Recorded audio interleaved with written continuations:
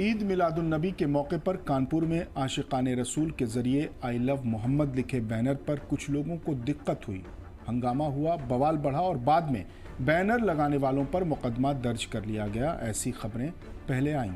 इस वाक़े के बाद ऑल इंडिया उलेमा मशाइख बोर्ड के सदर सैयद मोहम्मद अशरफ किचौचवी ने कड़ा एतराज़ जताया।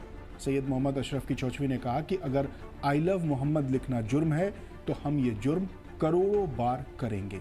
उन्होंने समाज में नफरत फैलाने वालों को आड़े हाथों लिया और ऐसी नफरत को स्टेट स्पॉन्सर्ड टेररिज्म बताया। हालांकि इस पूरे मामले पर कानपुर पुलिस ने कहा है कि थाना रावतपुर में सैयद नगर मोहल्ले से 12 वफात का एक परंपरागत जुलूस निकलना था।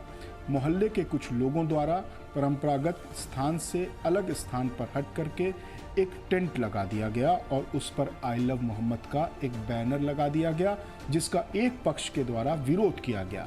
इस सूचना पर रावतपुर थाने की पुलिस जब पहुंची तो टेंट लगाने वालों के द्वारा भी पुलिस के सामने विरोध किया गया। बाद में दोनों पक्षों की सहमति से टेंट और आई लव मोहम्मद का बैनर परंपरागत स्थान पर लगवा दिया गया।